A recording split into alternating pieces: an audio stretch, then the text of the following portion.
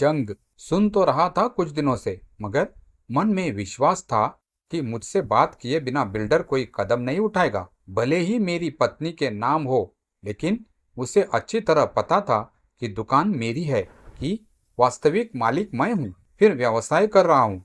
यहाँ पिछले 6 सालों से बात करने के लिए कोई मशक्कत भी नहीं करनी थी। उसे आदमी भेजकर केवल बुलवाना था। मैं मिल आता बिल्डर से, रौब से, विनम्रता से, लेनदेन के अंदाज में या समझाकर जो कुछ कहना चाहिए कह सकता था, क्योंकि उसकी आयु लगभग 60 वर्ष है और मैं अभी 30 का भी नहीं हुआ हूँ। क्योंकि वह शहर के बेहद मशहूर कॉम्प्लेक्स का कर्णधार है और मैं कॉम्प्लेक्स की लगभग 200 दुकानों में से सिर्फ एक का मालिक हूँ। क्योंकि उसके रसूखात का एक छोटा सा हिस्सा भी मेरे नसीब में नहीं है, क्योंकि उसकी हैसियत के सामने मेरा वजूद शून्य है। इसलिए यदि बुलाकर बात करना तो मैं शायद ही उसकी मर्जी के खिलाफ अपनी चलाने का साहस कर पाता। परंतु बिल्डर ने न बात की और न बताया।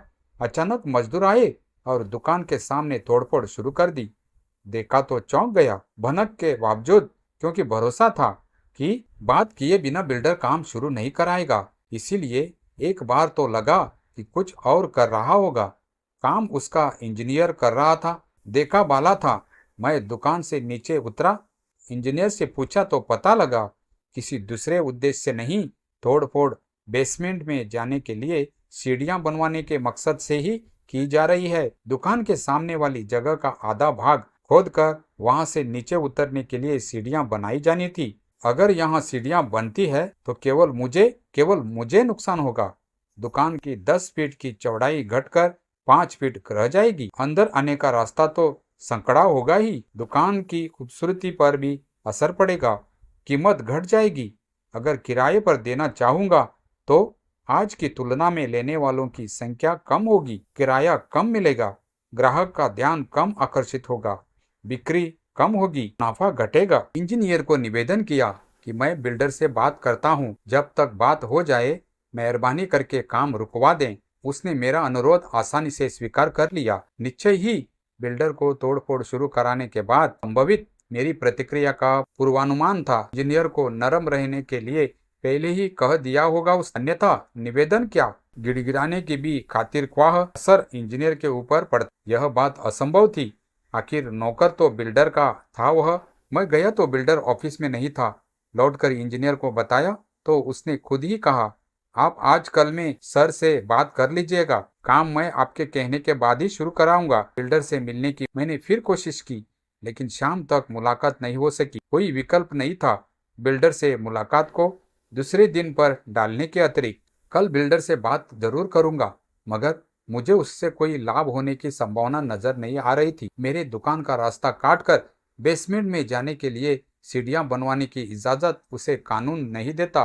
मैं वाद दायर करूं तो सीढ़ियों के निर्माण पर रोक भी लगेगी और उस जगह से सीढ़ियां न निकालने के लिए बिल्डर को पाबंद भी किया जाएगा। लेकिन मुझे कारोबार यही चलाना है। उसी कॉम्प्लेक्स में कोई न कोई बहाना बनाकर बिल्डर मुझे तंग करेगा। दुकान खरीदी हुई है, छोड़कर कहीं और जाया नहीं जा सकता। बेचूंगा तो कायर कहलाऊंगा।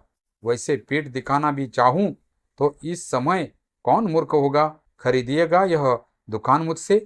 कॉम्प्लेक्स के लगभग सभी दुकानदार बिना विरोध किए बिल्डर की सही गलत सब बातें मानते हैं। अदालत जाऊंगा तो कोई भी दुकानदार साथ नहीं देगा। हो सकता है बिल्डर के इशारे पर कुछ दुकानों के मालिक मेरा मुखर विरोध करें, जीना मुहाल हो जाएगा। जैसा अंदेशा है, बातचीत के बाद भी यदि बिल्डर नहीं मानता है तो क्या मैं उसे सीढ़ियां निकलवाने दूं? अन्याय कर रहा है, गलत और गैर वाजिब काम कर रहा है, गैर कानूनी कदम उठा रहा है, के बावजूद चुपचाप नुकसान बर्दाश्त करूं? हो सकता है यही से सीढ़ियां निकलवाने के लिए बिल्डर ने नक्शे अनुमोदित कर लिए हो। रुपये के बल पर क्या नहीं कराया जा सकता है आजकल? बात करूंगा तो तुरंत जवाब देगा। मैं क्या कर सकता हूँ? कॉरपोरेशन का आदेश है, मैं तो केवल पालन कर रहा हूँ उसका। अगर मान लूं बेसमेंट में जाने के लिए मेरे दुकान के सामने से सीढ़ियां निकलवाने का आदेश सचमुच कॉरपोरेशन ने दिया है, तब भी मूल रूप से प्रस्ताव तो बिल्डर का रहा होगा। मेरे आसपास सारी दुकानें बिल्डर की अपनी है। जिस भी दूसरी दुकान के सामने से सीढ़ियां निकलेगी वह बिल्डर की होगी, दुकान की कीमत गिरेगी तो नुकसान सीधा बिल्डर का होगा। नक्शे अनुमोदित कराने के लिए जितनी रकम खर्च हुई होगी, संभवित नुकसान की तुलना में बहुत कम है। बिल्डर हर तरह से फायदे में है।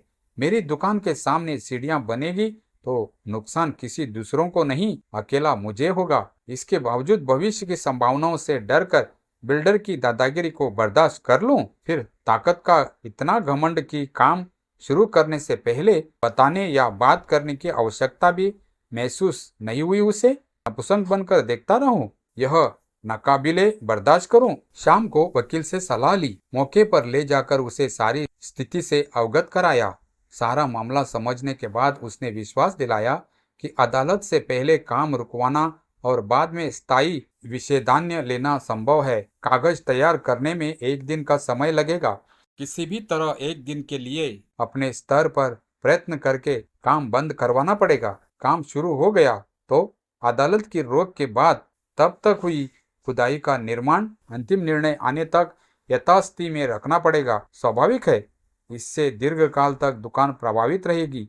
बिल्डर काम बंद रखे, इसका उपाय भी वकील ने बताया। तदनुसार दूसरे दिन सुबह मैं और मेरी पत्नी बिल्डर के घर गए। पत्नी साथ थी, इसीलिए आवश्यकता पड़ने पर अदालत में दलील दी जा सकती थी कि दुकान मालिक ने स्वयं बिल्डर से अनुरोध किया था। थोड़ी ही सही, लेकिन यह संभावना भी थी कि महिला की उपस्थिति में बिल्डर कुछ नरमी दिखाएगा। हो सकता है अन्यथा भी बिल्डर घर में सलीके से पेश आता। हो सकता है पत्नी साथ थी, इसलिए बिल्डर ने चाय पिलाकर शिष्टता से बातचीत की हो। बहरहाल घुमा फिरा कर बिल्डर ने समझाने की पुरजोर कोशिश की कि सीढ़ियां निकलने से हमें नुकसान नहीं, फायदा होगा।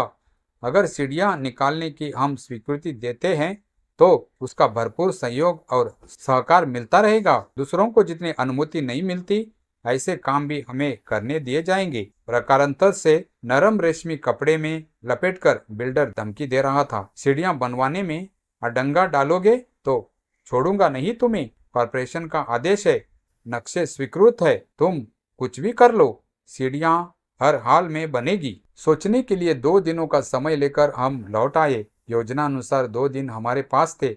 इस बीच अदालती कार्रवाई करके बिल्डर को पाबंद किया जा सकता था। माना बिल्डर को अदालत काम करने से नहीं रोक सकती। सीढ़ियां भी बनेगी और बिल्डर से हमेशा के लिए दुश्मनी भी तय हो जाएगी। पैसा बर्बाद होगा, बेइज्जती होगी। कॉम्प्लेक्स के दुकानदारों की दृष्टि में उपहास का पात्र बनूंगा। तो फिर चुप क्यों न रह जाऊं? होने दूं जो होता है। अगर विसाले सनम न हो तो खुदा भी न मिले तो इतनी मशक्कत क्यों की जाए? मैं मूल रूप से सिंध का रहने वाला हूँ। विभाजन के समय लाखों की संख्या में सिंधी भाषी भारत आए। आर्थिक दृष्टि से लुटे पिटे, रोटी कपड़े मकान की दृष्टि से मोहताज और भविष्य को लेकर अनेक आशंकाओं से घिरे उन लोगों के पास मेहनत के जज्बे के अतिरिक्त कोई संपदा नहीं थी। बुद्धि से काम लेते हुए उन्होंने जी तोड़ परिश्रम किया।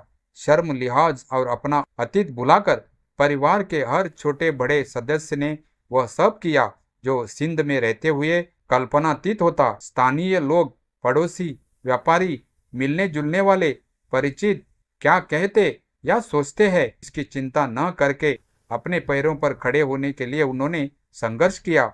सर्दी, गर्मी, बरसात उनकी राह रोक नहीं पाई।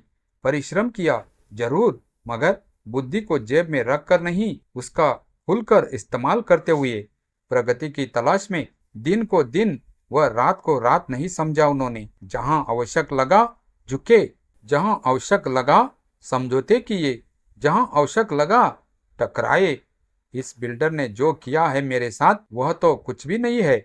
दुकान और मकान मालिक, सरकार और कॉरपोरेशन, पुलिस वाले और गुंडे, छोटे और बड़े स्थानीय व्यापारी, भाषा और स्वभाव, सम्मान की आकांक्षा और अनुपलब्धता की अंधेरी कंदराओं में से गुजरते हुए साम दाम दंड भेद सब कुछ आवश्यकतानुसार आजमाया था उन्होंने। समय साक्षी है कि आसमान से जमीन पर धड़ाम से आ गिरे सिंधी भाषियों के कंठ का सफलता के उन सब पुष्पहारों ने वर्ण किया जिनके वे हकदार थे।